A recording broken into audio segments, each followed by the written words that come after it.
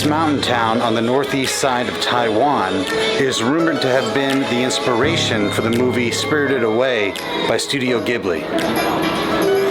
I can see why. This looks just like a spa for spirits. I wonder if they'll welcome a spirit like me. Let's go.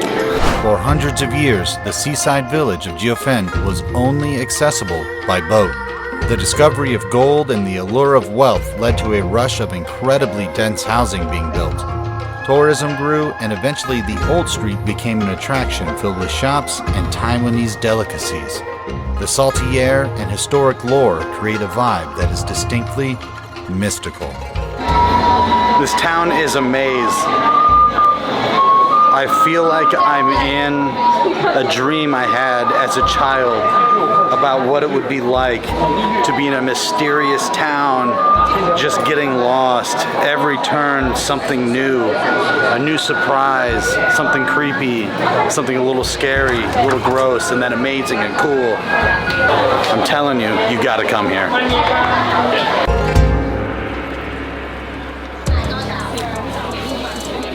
Thank you. People are so kind here. I saw this long line for this snack, then asked them what it was, and they gave me one. Carrot cake. It really sticks to your lips. It's not like any other carrot cake I've had before. I think there's shrimp in it. It might be lost in translation.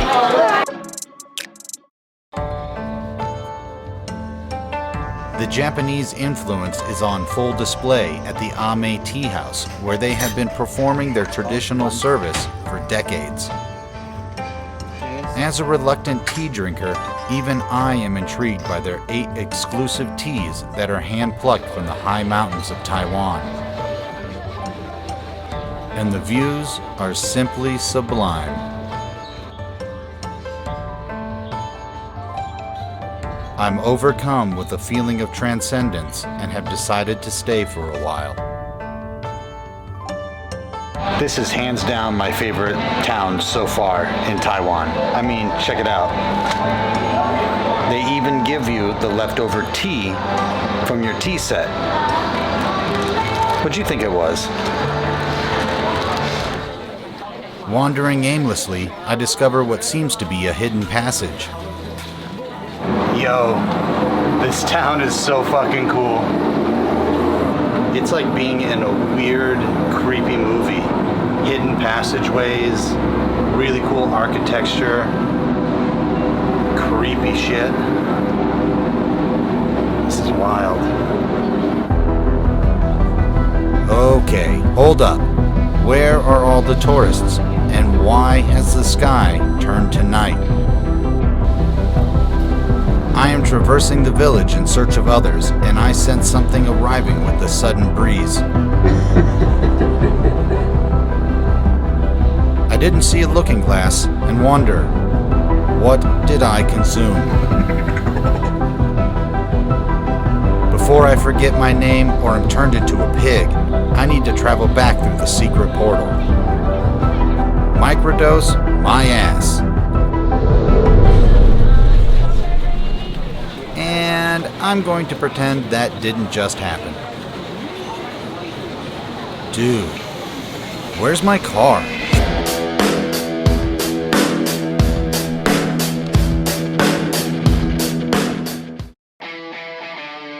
Nestled in the Pingxi Valley about 1 hour from Taipei is the Jiufen Old Street and home of the Sky Lantern ceremony in Taiwan. It is believed that the lanterns carry away your troubles and bring prosperity and luck from the gods above. I might need a couple dozen of these lanterns. Strangely enough, the place where everybody launches their sky lanterns traditionally is an active railroad track. Mom, I know you told me not to play at the railroad track. I'm playing today. What you gonna do? Hope I don't get hit though. The lantern have different meanings. You can choose the color you want. Have red, yellow, blue, pink, 4 size. And the meaning is right here. Health, wealth, promotion, happiness. Yeah. And I just write anything on it. Yeah, anything. Anything. Yeah, your wish, anything. I thought you just put your name on it, put a little smiley face, maybe draw a dick, and then launch it into the sky. I did not think ahead about this, so don't judge me when this isn't very profound. The blue side is for your career. A lot of you don't know that I do have a career in the medical field working for a laboratory. We partner in the US with many treatment organizations and addiction recovery facilities to help those that are suffering from the disease. With that in mind, on this side, I'm going to write that I would like to reach even more people this year and help those that are in treatment. Yellow is for money and wealth. They say money can't buy happiness, so I just went ahead and I asked for enough money to lease happiness. If you can't buy it, you've got to be able to lease it, right? Just return it later, be sad as fuck. But while you've got it, what the fuck? This is the most dangerous shit I've ever seen. Maybe not the most dangerous, but the most needlessly dangerous thing I've ever fucking seen. There's a million streets here you can launch the lanterns from. But no, it's gotta be on the railroad tracks. As I prepare to launch my profound and obscene wishes into the ether, I think about how this ritual is often criticized as creating unnecessary trash. I choose a different viewpoint. There is a cultural significance here, and sending positive energy into the universe can be life-altering. Less than 1% of the trendy coffees we drink actually get recycled, so unless you wish upon a latte, leave me and my lantern alone. I have now come to the Temple of Hell. There's actually a temple dedicated to the Taoist heaven and hell. There are 18 levels to the Taoist hell, and at this temple there are animatronics, Disney style, to teach us all about them. This is like Chuck E. Cheese meets Disney on acid meets heavy metal. Fucking love it. Let's do it. The temple is built on a so-called energy source, and judging by the demons guarding the entrance, this ain't gonna be no Tai Chi session. The relief on the wall depicts sinners en route to hell. This guy is thoroughly unhappy about his current situation. Conversely, I am psyched for this journey. First level, the judgment. What we are witnessing is someone being sentenced to 18 levels of hell, begging not to be. Second level, torture for corrupt officials. Yo, this scene is cutting people's heads off with this massive blade that goes into the back of a tiger. Third level, bullies are ground into a bloody pulp. Evidently by tractors driven by demon farmers. Fourth level of hell. So that one is for rapists, adulterers, and those who conspire to kill husbands. They are tied to a metal pole, and there is a fire lit at the bottom of that pole, which then makes that pole searing red hot on all the naughty bits. It's very specific. Fifth level, those who commit perjury get their eyes gouged out. Sixth level, drug dealers.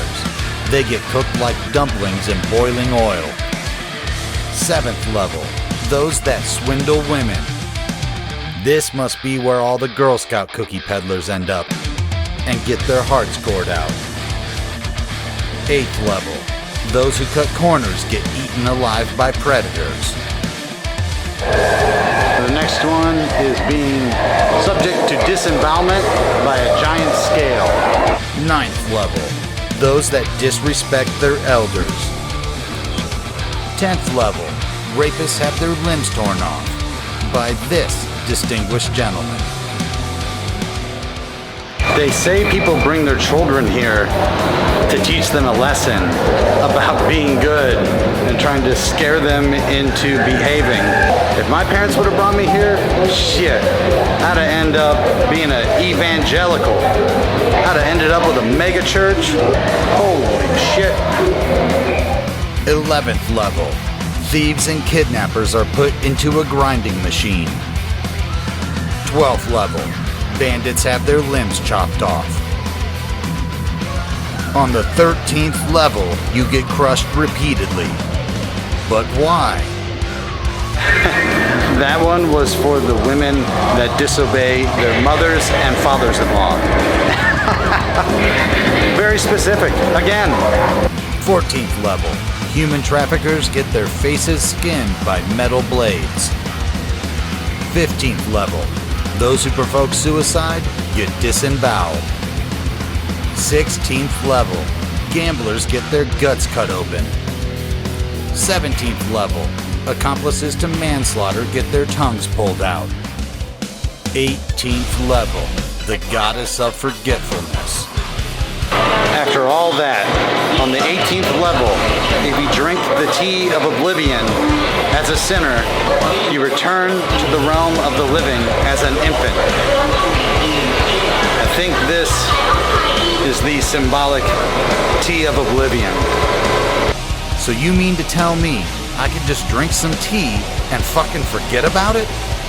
Okay. I'm spent. One, pretty nervous after that. And two, no pun intended, it is hot as hell in this area of Taiwan. I'm getting the fuck out of here. But not before I eat this tea of oblivion candy. See you on the other side.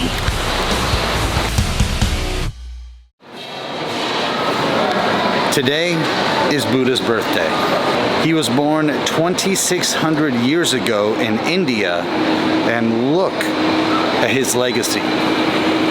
What better to do than to come visit the birthday boy on his special day?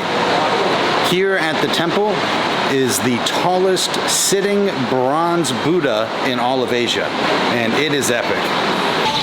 There is an undeniable feel of peace and calmness at this museum and temple. It's also undeniable heat. It is so hot here and humid. Maybe that's just my soul, 1 foot in hell. They don't really believe in hell here, do they? On Buddha's birthday, you're supposed to bathe Buddha ceremoniously. Here they have the rose water. It smells really good. I want someone to give me a rose bath on my birthday.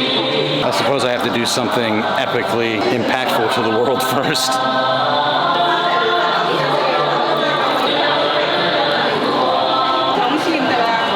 I am not a religious man, but today I've got goosebumps and I'm really feeling the experience of being here. There's something incredibly powerful to being in the same room as a piece of Buddha. The tooth relic is one of 3 in the world, and it's a piece of Buddha that was remaining after his cremation. And they have one here encased in this beautiful room that you're not allowed to film in. It's really hard to describe being in the presence of a piece of such an iconic, historic, impactful figure on world religion, on the world in general, popular culture in general. That was powerful. Happy birthday, Buddha.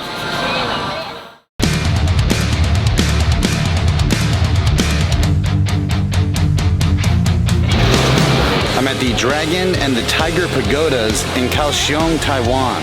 Legend has it that entering through the dragon's throat and coming out the tiger's mouth turns bad luck into good luck. I might do this several hundred fucking times today. Be right back.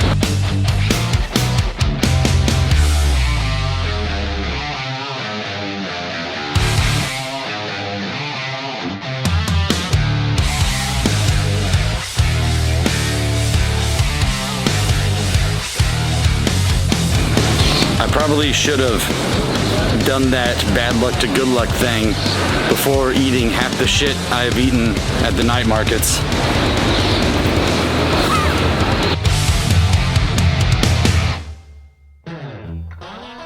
The east coast of Taiwan is known for its beautiful beaches, mountains, and the world's only Starbucks made from shipping containers. It's also home to Taiwan's indigenous people. Like a responsible adult, I hop in a suspicious van with my tour guide named Alan to go meet an indigenous coach who will teach me about their culture. He literally just told me stories about how the indigenous people are a headhunter culture. And he just said he doesn't think we'll have a problem with the indigenous coach. What? This is the coach. Yeah. Hello. Yeah. How are you? This is the great. How are you? He already speak out all the English. Oh. He know everything already. When they go to their ancestors' areas, like the mountains, they have to bring some sort of offering, and I think it's alcohol. Ready. They need to prepare the cigarette and bitter nut juice and the wine. Yeah. Pakalmadan kami, tiputan kami.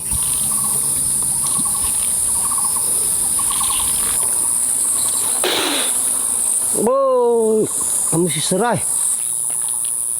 我是一定要沾一下，对，没关系啊。 Any god that likes booze and tobacco is a good god in my book. Coach is now collecting plants from his family's garden for our lunch today.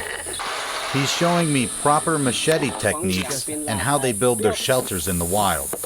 It's tighter now. I'm amazed how he's showing me the way to make a water container from a giant leaf he picked nearby.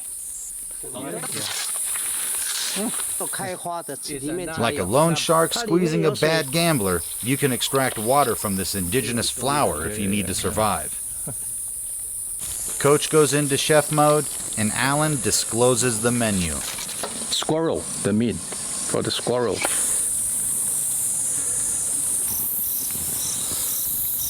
I thought he was joking when he said squirrel, but we're having squirrel for lunch. What goes best with squirrel? I'm guessing the greens picked earlier that Coach is now washing in the stream. The coach always tell us eat first. Yeah, don't wait for him. Enough for you? Yeah. Frying fish egg sausage. Good. Yeah. Flying fish is a seasonal delicacy in this part of Taiwan. This is the large size. Yeah. Tastes like spinach. Sound like a And now the main course. squirrel soup. Little leaky spoon, but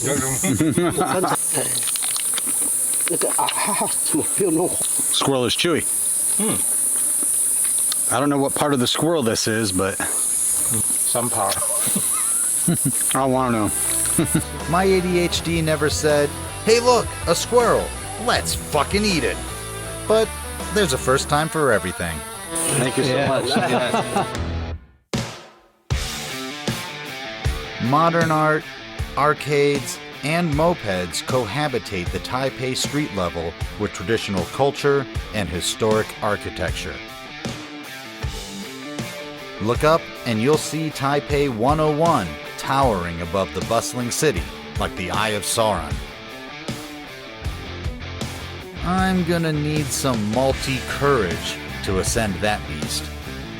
A bit of a confession. I have what some people would refer to as a healthy fear of heights. And I'm going to do the Taipei 101 Skywalk at the highest level in Taipei 101. I'm really not too sure why I do these things to myself. How many feet tall is this fucking thing? 1,667 feet to be exact. This first lift is the Ferrari of elevators, traveling at a world record of 60.6 kilometers an hour. Ooh, that was fast. A little dizzy. It's almost enough to make me lose my Din Tai Fung all over their carpet. Already at the 101st floor, it's time to strap in and walk amongst the clouds. I am immediately floored by the expansive view on such a clear day. You can see all the way to Keelung, which is right by Jiufen. When the wind is calm, from up here, the city sounds like a symphony. Sirens and traffic ushering in a coda packed with percussive construction and a melodic climax. And from up here, I feel like the conductor. That was awesome. 10 out of 10 would recommend if you want to shit your pants.